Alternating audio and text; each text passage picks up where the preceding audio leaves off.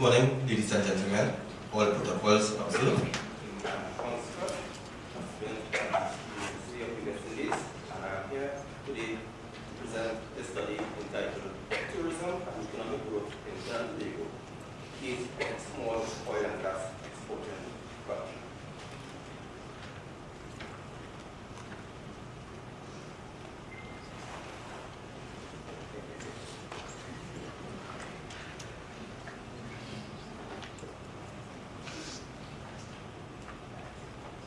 Sorry about that.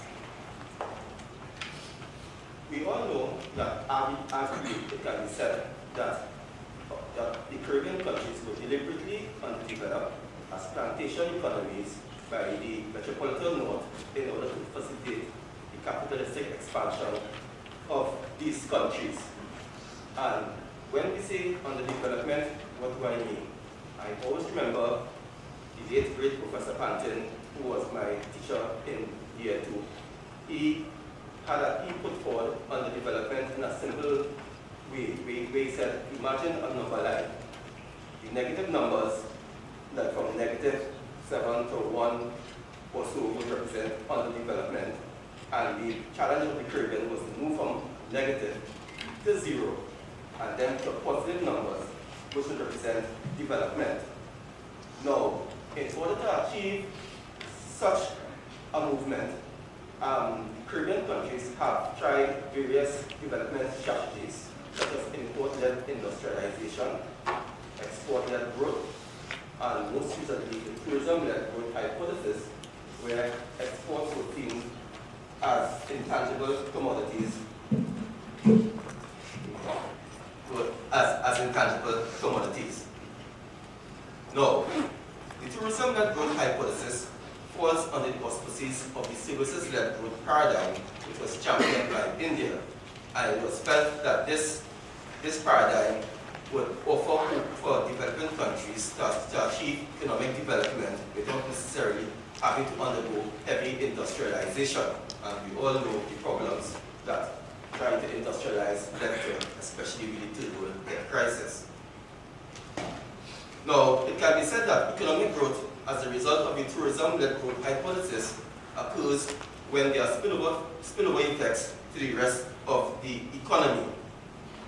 And most recently, in fact not most recently, past and present authorities in Trinidad and Tobago have identified tourism as a means of facilitating the economic diversification, or in other words, to limit our dependence on the natural gas and oil sector. And why? The tourism industry basically can be considered as a within the border international laboratory where new products can be tried and tested through a process called product diversification. In other words, tourism allows for savings to occur in terms of developing a product, marketing our product, and promoting our product. Like for instance, if you know that you have some German tourists and some local entrepreneurs who are allowed to try their product on these German tourists now, and they happen to like it, then you will say, hey, then there may be a market for this product in Germany, as opposed for you trying to market it in France or so forth. So, and most importantly, why it has been looked upon as a means of facilitating economic diversification, tourism allows the development of critical positive externalities which are lost in the oil sector, the energy sector, which tends to be enclavish, in the sense that these externalities include such things such as learning by doing, managerial skills, innovation, technological skills, and entrepreneurship. And we all see now that the new mantra in this right now today is innovation, innovate or die, be competitive or perish. So tourism allows for the development of these externalities. And even more so, even some of the even more oil and natural gas rich countries, such as the as the GCC countries and the Arab states, they recognize it as an important factor for the development of the post-rentier economy. In other words then, the breaking of the rentier economy, as Professor Carrie Levitt, my apologies, talked about last night, which is so very important. Right? And as the slide says, it has been successful in countries such as the United Arab Emirates, Dubai, and so forth. Some of the previous literature on the tourism-led growth hypothesis, there have been many. We first saw Baluja and Steva Jola in Spain show that it's applicable to developed countries. Then researchers show that it was applicable to the BRICS countries, such as Brazil, Russia, India, China, South Africa, and most importantly, Dubai 2004 showed that it can be applicable to a small island developing state.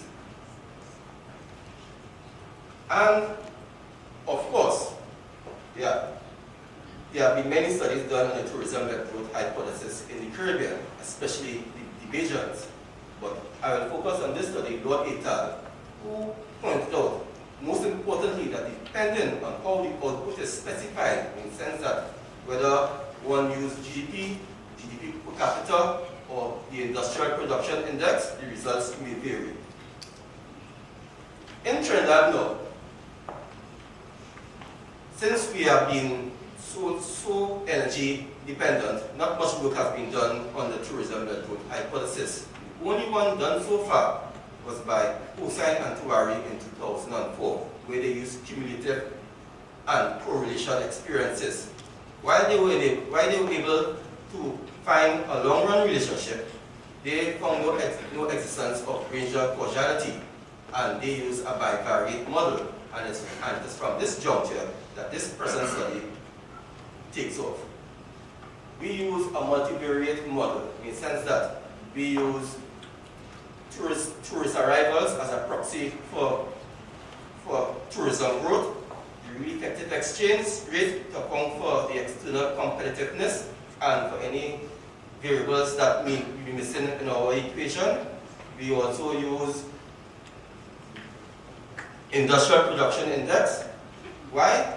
Because we use quarterly data in our study from the first quarter of 1984 to the second quarter of 2010, and there are no quarterly time series available for GDP, so we use the industrial production index.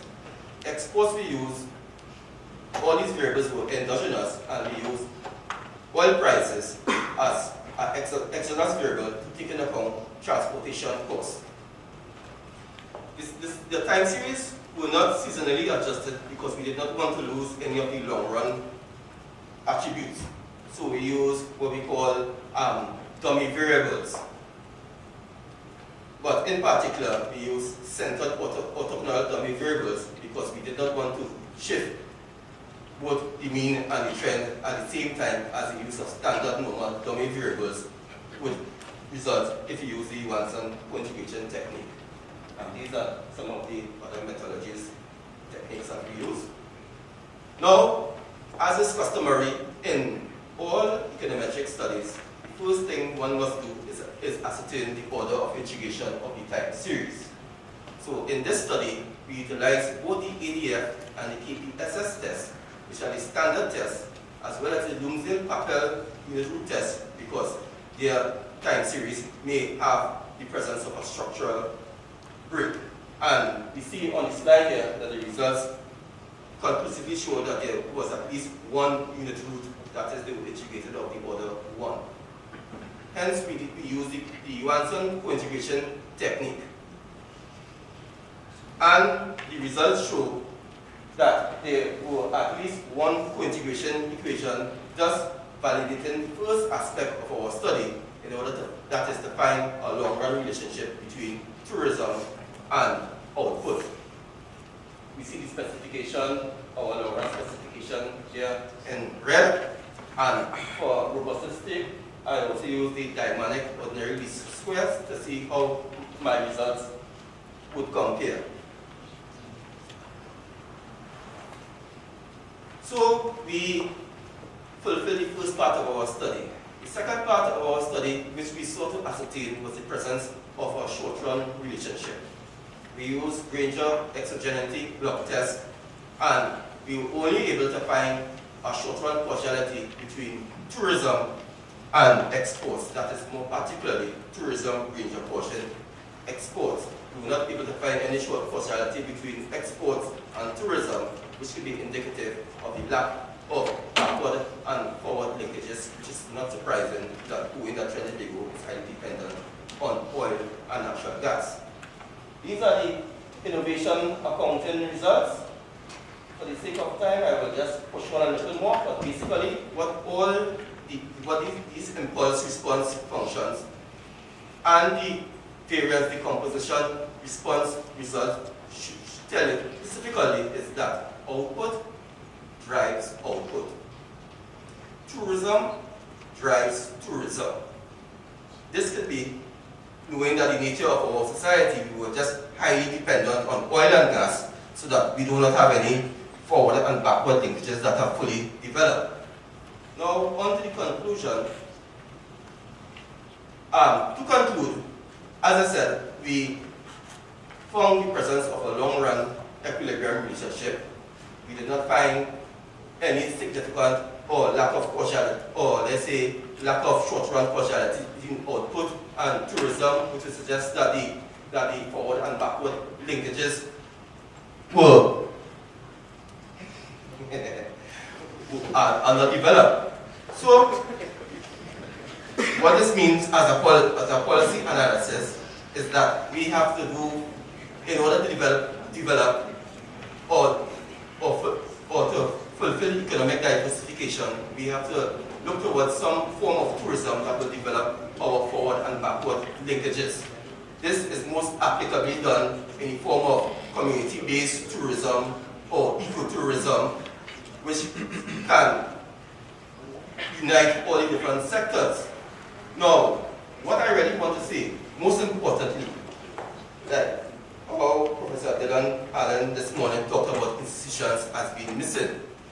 The real importance of tourism may not be necessarily in its contribution to GDP or employment or all these usual metrics, but the fact that if it is developed in a form of community-based tourism, this can allow for the empowerment of the people, give the people a sense of ownership, and especially if community-based tourism is developed under the framework of a local economic development styling. This will allow for institutional capacity development, and out of the empowerment of the people, and which gives them a sense of the ownership. What you are doing basically is breaking the chains of the plantation economy, helping break the rentier economy, and empower people will lead to ideas. Ideas will give you innovation. Innovation will give you competition, and competition will give you economic growth and development. Thank you very much. Good morning, all protocols listening. Our presentation today is based on the theme of resource-driven diversification. It's quite an in-depth topic, but in 15 minutes we'll try at least to introduce some of the key concepts going forward that turn out to look at to use the remaining oil and gas resources to move the economy forward away from oil. The aim of the paper basically is to review the sector's revenue going forward. To look at some of the key near-term events that will impact our income, and then we propose a couple of methods to sort of stabilize and look at ways we could, substitute the income from the sector. Just a brief situation analysis. We have been producing oil and gas for over 100 years. About 16 years ago, we started the LNG business with the Atlantic LNG trains. Oil has declined from about 250,000 barrels a day to about 89,000 barrels a day today. Natural gas has a proven lifetime of about 8 years remaining. And what is important is that our society is largely dependent on this income, to fund, recurrent expenditure, etc. Why does Trinidad need energy? Three main areas basically. First of all, is security supply. We need transport fuels, we need power generation. Secondly, to contribute to the recurrent expenditure in terms of revenue contribution in the sector. Sector contribution was estimated at $3.3 billion in the recent budget speeches. Key here also is that as the natural gas and oil declines, the petrochemical sector will also suffer, a decline in terms of exports. And finally, in terms of energy efficiency and environmental concerns, we need to look at our carbon footprint as we go forward and look at alternative energy sources to replace the current hydrocarbon mix. Just a brief look at the gas economy. We started off, you can see a million standard cubic feet per day. The Portuguese estate started in the 80s and 90s, and we then introduced the Atlantic Energy Trade, Stream 1 to 4. Today we're doing about 4.2 BCF per day of gas sales. And of this, 2.5 goes to LNG, and 1.6 goes to the Portuguese estate, where we have petrochemical, methanol, ammonia, etc. But going forward, we have some very large events that are going to happen over the next maybe 5 to 10 years. Starting with the current gas deal agreement between the Atlantic trades. We have the trade 1 agreement ending in 2018. The second trade comes offline 22, 23, 27. The fourth Atlantic trade comes off. And then we have some small gas sale contracts that to be escaped that will begin to also come to the current end. And on the other side, we looking at new sources of gas. We have maybe cross-border gas that will come in to supplement or even extend the life of some of the trains. And then we have possibilities of either deep water gas or oil or other hydrocarbons there. The recent Ryder Stock report said that we have roughly 12.2 TCF total reserve remaining. If we look at a 4.3 TCF per day, that's 1.5 TCF per year, which gives you a 12 over 1.5, which is 8 years remaining of proven supply. So we have a problem going forward if we don't look at ways to address this issue. In terms of oil, our key production was in the 1970s, where we peaked at around 200,000 barrels a day. Today we're doing about 80 or 90,000 barrels, and generally our reservoirs decline 6 to 7 years. So we're looking at a forecast, unless we bring in new projects, we're going to have problems going forward for the oil supply. Using those forecasts, what we did, we created sort of a revenue forecast going forward, just to highlight some of the very high level events and very high level impacts on the economy. And if you look here, we started point to be the 2014-15 budget estimate, which is low, but going forward, you see that the gray bar is the base oil and gas reserves movement. So you'll begin to see over the next 4 to 5 years, you'll begin to see gaps in what is currently contributed by the sector to what the sector can contribute at that point in time. And the other colors, for example, we have small field developments, we have heavy oil, we have deep water. These are future projects that need to come on stream to actually supplement and supplement the gap of revenue decline. One thing these projects do is that you will need a lot of planning, a lot of coordination to basically execute them. So it will be a challenge for us. Going forward, Commissioner, that everyone talks about deep water exploration, but deep water is just exploration. So there's a chance that we can find hydrocarbons, which will be what we call a gold mine place. We'll be back. So it's a very good place. Or there's the base case where we don't find hydrocarbons. So what do we do then? As a country, we also need to plan for this base case. We need to plan. We have 12 TCF proven reserves, maybe 6 of probable. So we need to actually begin to plan a future going forward on this actual base case. And if deep water doesn't happen, then we will be even better off. We have 3 recommendations going forward for the sector. And one, the first one is to effectively develop the remaining resources of the sector. The second is to maximize the value capture from these resources. What is the best value for them? And then to transform this value into longer-term projects for continued income and prosperity. So the first point, in terms of developing the remaining resources efficiently, okay, where are the remaining resources? We have the heavy oil projects on land offshore. We have EOR projects on land, and then we have the water exploration, which is again just exploration. We're not sure it. But in terms of the remaining resources, there's a lot of work that needs to go in to actually bring on these projects on stream within the time frame of the 4 to 5 years that we forecast we're going to see a revenue shortfall. This slide is quite busy, but the question here is, what is the best value for the hydrocarbon molecule? I mean, what is the best value for the oil molecule? Should we go into transport fuels? Should we go into aromatics, petrochemicals? For example, crude is $100 a barrel, but ethylene, which could be made from naphtha, is $200 a barrel, roughly. So, what is the best value for the hydrocarbon molecule? In terms of gas, similar question. I mean, what do we do with gas? Do we go into more petrochemicals? Do we continue LNG? I mean, where is the best LNG market? Which brings this key graph here into play. And it sort of represents a very large opportunity for Trinidad. In that, if you look here, this is gas pricing in dollars per unit, or dollars per million, 1,000 feet a day, and this is time.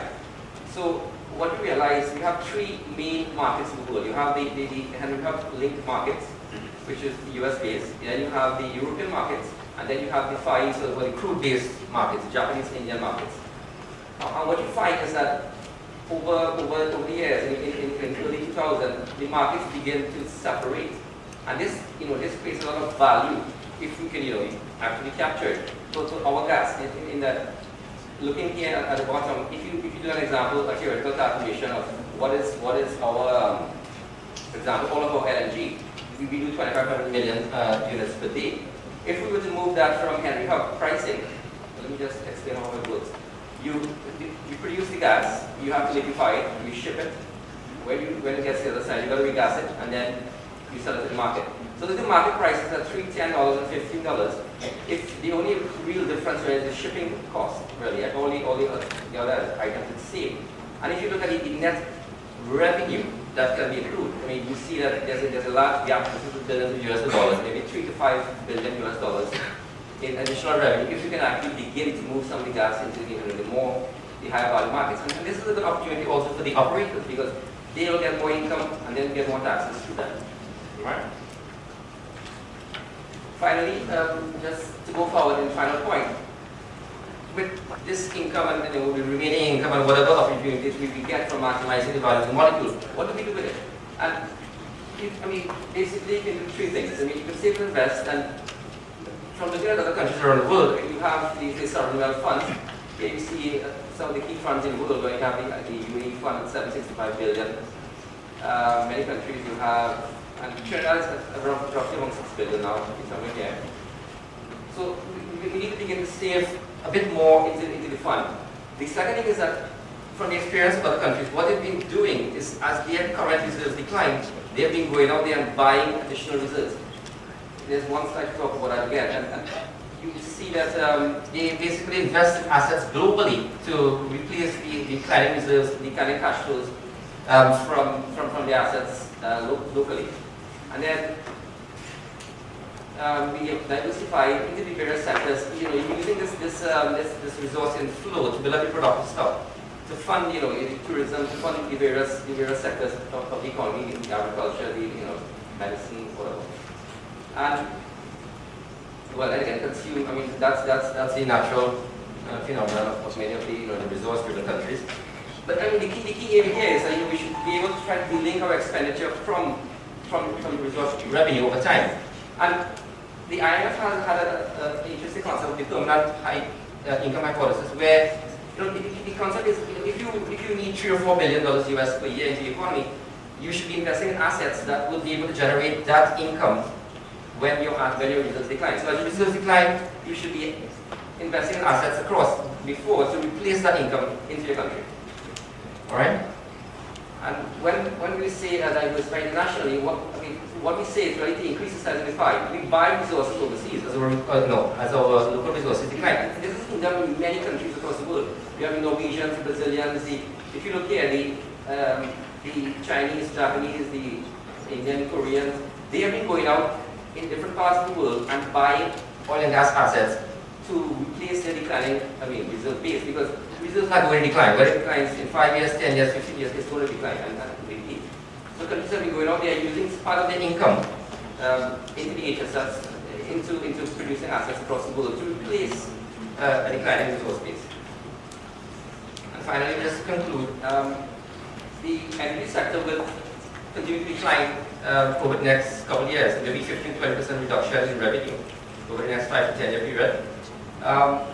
We must also plan for a case where we manage the reserves we know now while we look forward to the deep water aspect of it. You can get additional revenue streams from a lot of the projects that the remaining resource projects, but these projects require a lot of capital, a lot of confidential, we call it planning, to basically to bring it to fruition within a time frame. And then going forward, one of the key aspects is that we need to review the value that we can get from the oil and gas molecule. Where's the best place to put the gas?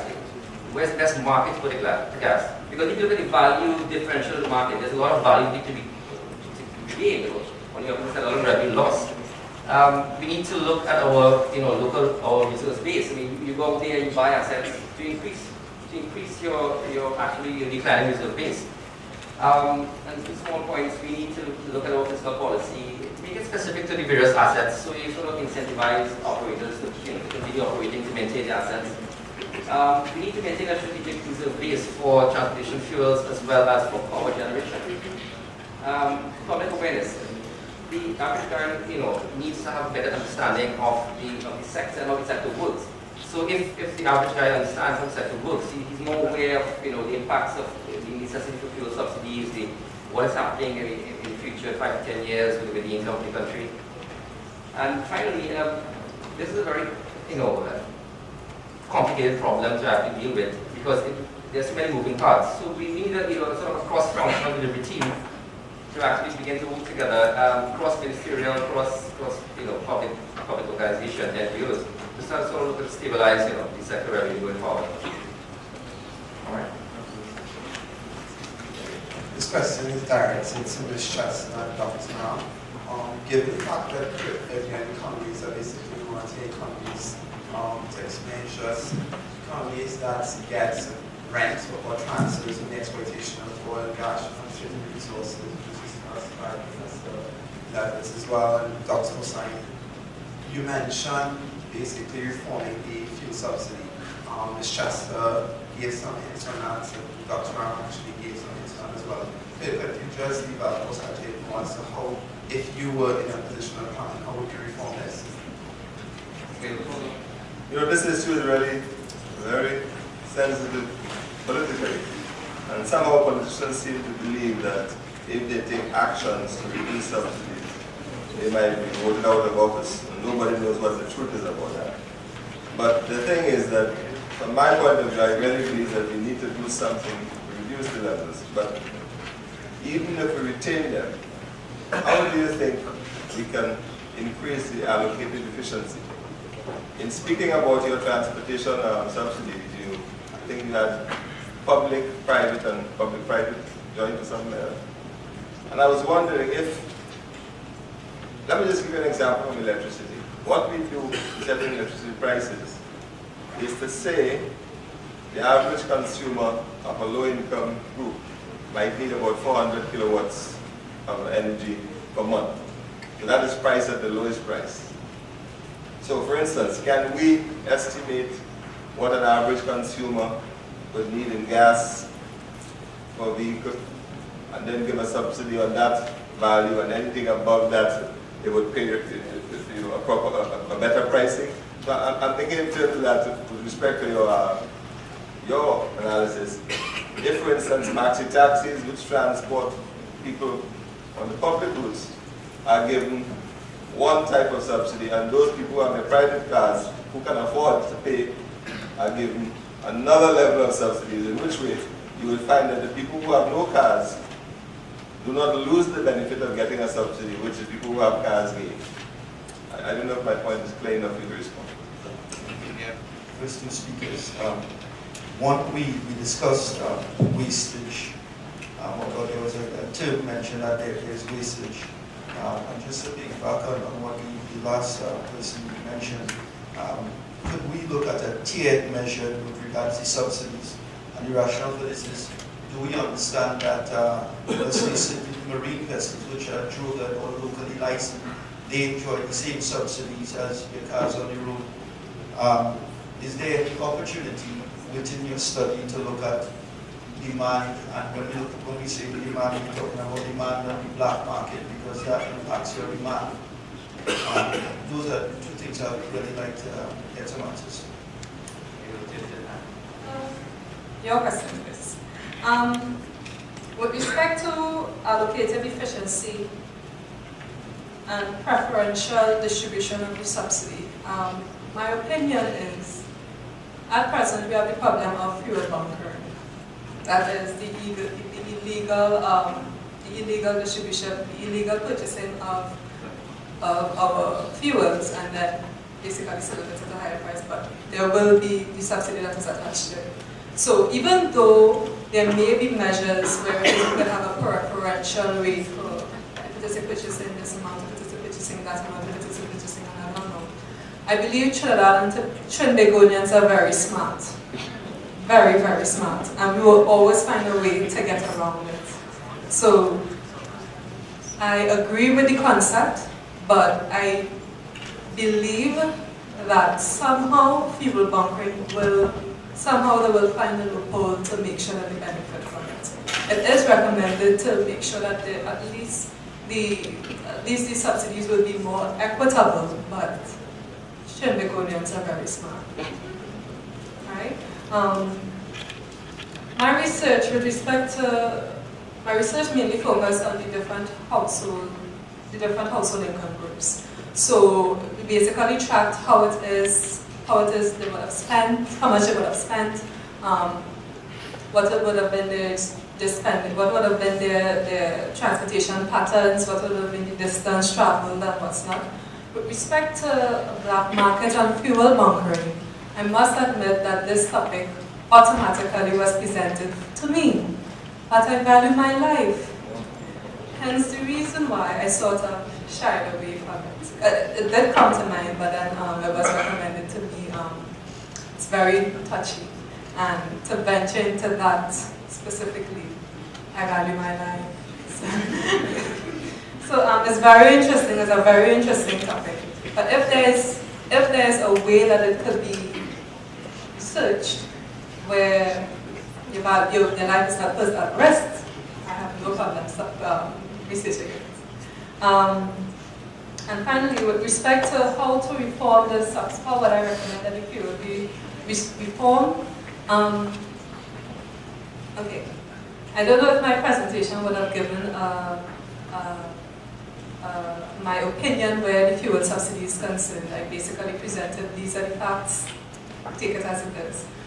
But with respect to the fuel subsidy and reforming it, the first thing I would say is don't get rid of it entirely, plain and simple, because I agree that it is a means by which the population could actually get a portion of the nation's resource. Well, right? So first thing I would say is don't get rid of it entirely, try and reduce it. In terms of reforming it, I would make sure that it is done if it is I choose to reform it, I would say to make sure that it is done in a gradual approach. And even before it is done in a gradual approach, first thing, have a plan. Have a plan. Let individuals know that you're going to do this and expect this result, expect that result, expect that result. One of the reasons why it is I chose to do this topic is because of what was done in Nigeria when President Goodluck Friday that actually imposed subsidy reform. And as a result, the price of transportation, public transportation, quadrupled. And then he changed his mind and he said, you know what, we're going to put back the subsidy. And as a result, the cost of public transportation, it didn't went back down. It did not went back down because we know in economics prices tend to increase, but coming back down, yes. So first thing I will do is one, have a plan. Second, I will make sure that it's not totally removed, I'll make sure that it is reduced instead. Thirdly, I will make sure that in a phased manner. And so far, that will be my response. Let me just respond to some of them. I mean, I'm of the opinion that the subsidy needs to be reformed totally. Yes, I believe it needs to be phased in, but I think over time it needs to be removed completely. Why do I say that? Because I believe that the subsidy provides a number of, I would say, negative incentives for economic activity. Yes, we spoke about here the fuel bunkering problem. But if, for example, you were to provide a subsidy only to low-income groups, as it were, that would lead to incentives to engage in activities people would try to gain from that, similar to how they're doing now with the fuel bunkering problem, as it were. What I would suggest that you need to do here is that you need to look at the real income effect of the subsidy for lower-income households that currently exists. From the savings that you will receive from removing the subsidy, you can quite adequately compensate lower-income households from a real income point of view through some sort of a cash transfer, as it were. I think that is much more efficient because at the moment the subsidy is actually telling individuals that you are receiving a gain from the rents from the natural resource sector, but we are actually prescribing to you how to spend those benefits, either in the form of transport or perhaps either in the form of consumption. There might be individuals out there who would rather save that benefit from the rents for themselves, for their children. So I would suggest that maybe we could provide some sort of a cash transfer to those low-income groups, and then they can decide how they want to spend that money without the government prescribing in advance how they should actually benefit from it. With respect to how you go about reforming the subsidy, it's quite simple. There needs to be a real strategic communication plan, as it were. People in society need to understand quite completely what are the costs of this subsidy in terms of the direct cost to government in terms of their expenditures as well as the opportunity cost. When people start to see those numbers, they start to realize, wait a minute, if the government is spending, let's say if we include opportunity costs, somewhere in the region of $6 to $8 billion on fuel subsidies, then it means that we are losing out on valuable expenditures in other aspects of the economy, perhaps on education, perhaps on the provision of beds in our hospitals. We need to communicate this to people so that they understand what it is the opportunity cost of this. Then, of course, the government needs to have a plan in place.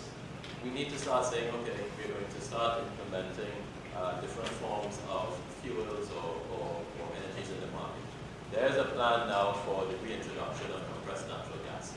Like I said in my presentation, the technology has moved on so significantly that the problems that existed in the 1990s when this was tried, and it failed unfortunately, those problems no longer exist.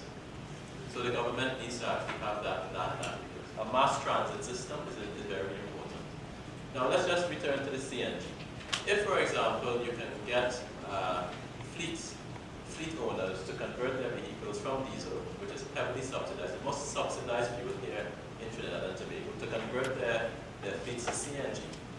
If we were able to get that done before the subsidy is removed, then there would be minimal impact in terms of the indirect pricing, as it were, on other goods and services that consumers consume within society. So it needs to be phased in, of course. There needs to be the introduction of alternative forms of energy. We also need to look at energy efficiency programs, perhaps also using renewable energy when it comes to electricity. Because we have to look at this in terms of the sustainability and the gentleman here who represented last, the energy security of Trinidad and Tobago as well over the long term. I think if we were to do that in a real systematic and phased way, then we can get through this without the problems that might have occurred in Nigeria or Venezuela when they tried to remove subsidies some years ago. Okay. So larger picture, we're talking about